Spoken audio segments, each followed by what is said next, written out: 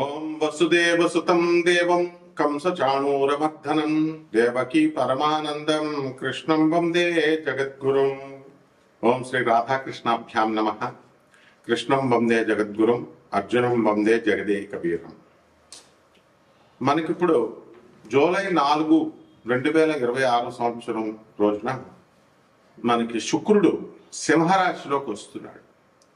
సింహరాశిలోకి వచ్చినప్పుడు సింహరాశి మరి శుక్రుడికి ఏంటండి శత్రుస్థానం. దానివల్ల కేతువుతో కలుస్తున్నాడు. ఎందువలన ఇది ప్రాచీనమైనటువంటి ఏన్షియంట్ ఆస్ట్రాలజీలో జ్యోతిష్ శాస్త్రంలో శత్రుక్షేత్రంగా చెప్పబడింది. అలాగే మోడర్న్ సైన్స్ లో ఈ యొక్క శుక్రుడు యొక్క పాత్ర ఏమిటి, ఈ శుక్రుడు సింహరాశిలోకి వస్తే ద్వాదశ రాశుల వారికి కూడా ఏ విధమైనటువంటి ఫలితాలు వస్తాయి అవన్నీ కూడా మనం చెప్పుకుందాం. ఇక్కడ శుక్రుడు మనకి సూర్యుని కంటే కూడా దగ్గరగా ఉన్నటువంటి 2వ స్థానంలో ఉన్నటువంటిది అనమాట. సూర్యుడికి నుంచి చూసుకుంటే 2వ స్థానంలో మనకి ఈ యొక్క శుక్ర గ్రహం ఉంది. అండ్ భూమికి అత్యంత క్లోజెస్ట్ గా ఉన్నటువంటి ప్లానెటరీ నైబర్, మనకు చాలా దగ్గరగా ఉన్నటువంటిది. అలాగే భూమి మీద ఉండేటటువంటి పరిస్థితులు అంటే భూమితో సిమిలర్ గా ఉంటుందన్నమాట. తర్వాత అంటే రాక్ గా ఉండడము, ఇవన్నీ కూడా దళసరిగా డెన్స్ గా ఉండడము, ఇవన్నీ కూడా ఉంటాయి. అయితే దీన్ని ట్విన్ అని అంటాం. అంటే కవల పిల్లలు చూస్తే ఇద్దరు ఎలా అయితే ఒకలాగే ఉంటారో అలాగే భూమి తర్వాత భూమి ఒక గ్రహం, శుక్రుడు ఒక గ్రహం. భూమి మీద మనం బ్రతుకుతున్నాం కాబట్టి ఆటోమేటిక్ గా మనకి భూమి మీద ఉన్నటువంటి మనుషుల పైన జీవరాశుల అన్నిటిపైన ఈ యొక్క శుక్రగ్రహ ప్రభావం ఎలా ఉంటుందో మనం ఈ వీడియోలో మనం తెలుసుకుంటాం అనమాట. ఇది ట్విన్ అని అంటాము దీనికి. అందువలన సిమిలర్ సైజ్ అండ్ మాస్ కూడా భూమి కరెక్ట్ గా ఎలా ఉంటుందంటే అర్థం కానీ రాకీ మెటీరియల్, దాని మీద మనం నిలబడి మనం బ్రతుకుతున్నాం, నడవగలుగుతున్నాం. అక్కడ కూడా అలాగే ఉంటుంది.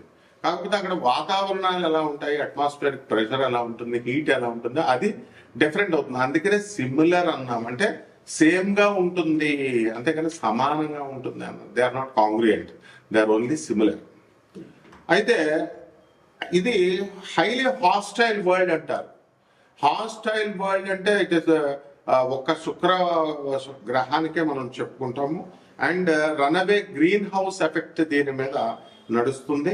అట్మాస్ఫియర్ ఎక్కువ CO2 కార్బన్ డైఆక్సైడ్ ఎక్కువగా ఉండడం వల్ల crushing atmosphere of carbon dioxide ఎక్కువగా ఉంటుంది అక్కడ.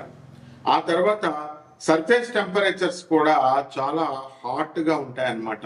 అంటే లెడ్ ని మనం కరిగించే అంత ఎక్కువ టెంపరేచర్ అనేటటువంటిది ఈ శుక్ర గ్రహానికి ఉంటుంది. అలాగే దాని అంట్లో ఉన్నటువంటి ఎన్విరాన్మెంట్, అక్కడ ఉన్నటువంటి వాతావరణం ఎలా ఉంటుందంటే మల్టిపుల్ లెథల్ ఎలిమెంట్స్ ఉన్నాయి దాంట్లో. అవి ఏం చేస్తాయంటే హ్యూమన్ టెక్నాలజీని కానీ మనం అలాగే లైఫ్ని కానీ వెంటనే నాశనం చేసేస్తాయి అనమాట. అందువల్లనే శుక్రయాన్ మనం వెళుతున్నాం, ఇప్పుడు శుక్రయాన్ మీదకు వెళుతున్నాం. 1975 ఆ ప్రాంతంలో మనం నాసా వెళ్ళగలిగింది శుక్రుడి మీద. అక్కడ ఉన్నటువంటి వివరాలన్నింటినీ కూడా తీయగలిగింది, ఫొటోస్ ఇవన్నీ కూడా.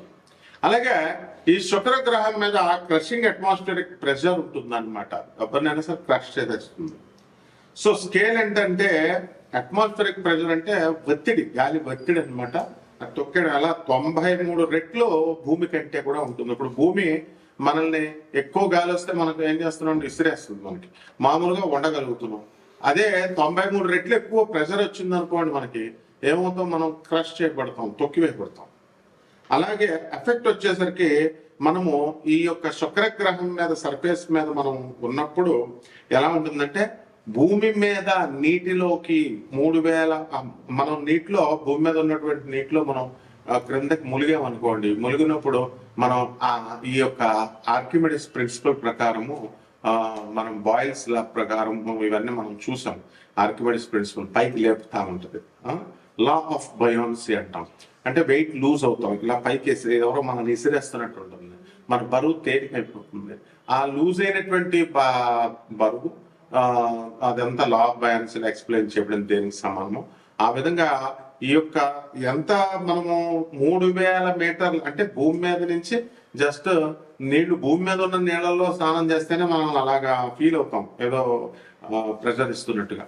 అట్లాంటిది 93 రెట్లు ఎక్కువ ఉందనుకోండి, అప్పుడు ఏమవుతుందన్నమాట, మనకి 3000 మీటర్ల అడుగుకి మనం క్రిందకి వెళ్ళిపోయినప్పుడు అక్కడ ఏ విధమైనటువంటి ఫీలింగ్ ఉంటుందో ఆ విధమైనటువంటి ఫీలింగ్ ని శుక్ర భగవానుడు మనకి ఇస్తాడు. తర్వాత అందువలన ఒక హ్యూమన్ బాడీని కానీ లేదా అన్ప్రొటెక్టెడ్ సబ్మెరైన్ ఒకటి ఉందనుకోండి, ఒక టిన్ క్యాన్ ఉందనుకోండి, దాన్ని ఎలాగైతే తప్పడైపోతుందో ఆ విధంగా హ్యూమన్ లైఫ్ ని క్రష్ చేసి పడేస్తుంది హ్యూమన్ బాడీని. అందువల్లనే అక్కడ ఇంకా మనకి జీవత్వం రాలేదన్నమాట, మానవులు ఇంకా అక్కడ నివసించలేకపోతున్నారు. అయితే స్కాచింగ్ అండ్ తర్వాత లెట్ మెల్టింగ్ హీట్ ఉంటుంది కాబట్టి అక్కడ ఉన్నటువంటి టెంపరేచర్, సర్ఫేస్ టెంపరేచర్ ఎంత ఉంటుందంటే 464 డిగ్రీల సెంటిగ్రేడ్ ఉంటుంది. అది మనం కరెక్ట్ గా 50 డిగ్రీలు వచ్చేసరికి ఇక్కడ మనం హీట్ కి భరించలేకపోతున్నాము. ఢిల్లీలో 54 వచ్చేసరికి కంగారు పడిపోతున్నాం. 464 డిగ్రీల సెంటిగ్రేడ్ ఉంటుంది. అందువల్లనే శుక్రుడు మర్మాంగాలకి అధిపతి కాబట్టి మనకి జెనిటల్ ఆర్గన్స్ కి అధిపతి, ప్యూబర్టీ, రజస్వలు అవ్వడము, తర్వాత ఇవన్నీ కూడా కాబట్టి అంత హీట్ గా ఉండడము, ఇవన్నీ కూడా లింకులు మనం వీడియోలో ఎక్స్ప్లెయిన్ చేసుకున్నాం. తర్వాత సన్ నుంచి మనం తీసుకున్నప్పుడు 108 మిలియన్ల కిలోమీటర్ల దూరంలో ఈ యొక్క శుక్రగ్రహము అనేటటువంటిది ఉందన్నమాట. ఇక వ్యాసం మనం కనుక తీసుకుంటే 12,144 కిలోమీటర్ల వ్యాసం, అంత వెడల్పుగా మనకి డయామీటర్ ఉంటుంది. అండ్ భూమి యొక్క సైజులో 95% ఆఫ్ ద ఎర్త్ సైజులో ఉంటుంది. సర్ఫేస్ టెంపరేచర్ మనం చెప్పుకున్నాము, అట్మాస్ఫియరిక్ ప్రెషర్ 93 రెట్లు మనం చెప్పుకున్నాము. తర్వాత అక్కడ ఏమైనా మూన్స్ ఉంటాయంటే అవి నన్ను అనమాట దానిపైన. సో 4 టెరెస్ట్రియల్ ప్లానెట్స్ ఉన్నాయండి, అంటే రాకీగా ఉన్నటువంటిది మనకి పాలపుంతలో, మిల్కీ వేలో, సోలార్ సిస్టమ్ లో. దాంట్లో ఇది 4 ఇది ఒకటి అనమాట. సో భూమిలాగా రాకీగా ఉండేటటువంటిది. సో సైజులో, మాస్లో భూమితో సమానంగా ఉంటుంది కాబట్టి ఈ యొక్క వీనస్ మీద, శుక్రగ్రహం మీద ఏ విధమైనటువంటి లిక్విడ్ వాటర్ ఉండదు. అండ్ అట్మాస్ఫియర్ అంతా కూడా అక్కడ వాతావరణం చాలా తిక్కరగా ఉంటుంది, చాలా దళసరిగా, డెన్సర్గా, ఏ విధమైనటువంటి రాకీ బాడీలో కూడా ఈ సోలార్ సిస్టమ్ లో ఉంటుంది. కాబట్టి ఈ యొక్క హాస్టైల్ వరల్డ్ అనగానే మనము ఏమిటంటే ఇక ఏ ప్లానెట్ కి చెప్పుకోలేదన్నమాట, కానీ ఇక్కడ ఎక్స్ట్రీమ్ ఎన్విరాన్మెంట్స్ ఉంటాయన్నమాట. So across our solar system మీద. అందువలన ఇంత పెద్ద వైడర్ యూనివర్స్ విశ్వంలో ఇది మనం ప్రత్యేకంగా చెప్పుకోవాలి. అండ్ మనకి ఎందుకు నటోరియస్ గా హాస్టైల్ వరల్డ్స్ ని ఇది ఇస్తుంది. ఇక్కడ మనము ఈ యొక్క శుక్రగ్రహము మనకి ఈ సాటర్న్ మీద, సాటర్న్ మూన్ అని కూడా ఉంటుంది, లార్జెస్ట్ మూన్. దీనికి థిక్ అట్మాస్ఫియర్ లైక్ ఎర్త్ గా ఉండాలి అండ్ సో కోల్డ్ గా ఉంటుంది. ఎంత అంటే -179 డిగ్రీ సెంటిగ్రేడ్ లో ఉంటుంది అనమాట. సో ఇక్కడ లిక్విడ్ మిథేన్ ఉంటుంది అండ్ ఇథేన్ రైన్స్ కూడా జరుగుతూ ఉంటాయి, వస్తూ ఉంటాయి. అందువల్లనే మాసు, లేక్స్, సీస్, ఓషన్స్ ఇవన్నీ కూడా ఏర్పడతాయి. ఈ విధంగా ఈ యొక్క శుక్రగ్రహము మనకి శుక్ర మహాదశ వచ్చినప్పుడు మనిషి ఎదుగుతాడు అని మనం జాతకాల్లో చెప్పుకుంటాం, శుక్రుడు బాగున్నప్పుడు. మరి ఇప్పుడు ప్రస్తుతం యాజ్ ఆన్ దిస్ డేట్ ఈ జూలై మనం 2026 సంవత్సరంలో శుక్రుడు కేతువుతో కలిసి సింహరాశిలో ఉన్నప్పుడు 12 రాశుల వారికి ఈ యొక్క శుక్రుడు ఏ విధమైనటువంటి ఫలితాలు ఇస్తాడు అనేటటువంటిది మోడర్న్ సైన్స్ అప్లై చేస్తూ ఏన్షియంట్ సైన్స్ ని, ఏన్షియంట్ ఆస్ట్రాలజీని మనం చెప్పుకోవాలి. ఒక్కొక్క రాశి వారిగా మనం ఏ రోగాలు మనకి ఇస్తాయి, వాతావరణం ఎలా ఉంటుంది, మన జాతకంలో మనకి లాభాలు వస్తాయి, ఇవన్నీ కూడా నష్టాలు వస్తాయి అనేది మనం. సింహరాశి, ఈ సింహరాశిలోకి మనకి యొక్క శుక్రుడు జన్మంలోకి వచ్చాడు. మరి దీనివల్ల అప్పుడు దాకా సన్నంగా ఉన్నటువంటి వాళ్ళందరూ కూడా డైటింగ్లు మీరు ఎంత చేసినా సరే గుమ్మం పట్టడంత లాభం అయిపోవడం మాత్రం ఖాయం మీరు అందరూ కూడా. కాబట్టి సింహరాశి వాళ్ళందరూ కూడా ఏమంటే మేము డైటింగ్ చేస్తున్నాం, లావ్ అవుతున్నాం అంటే అదే గ్రహాల ఎఫెక్ట్ అనమాట.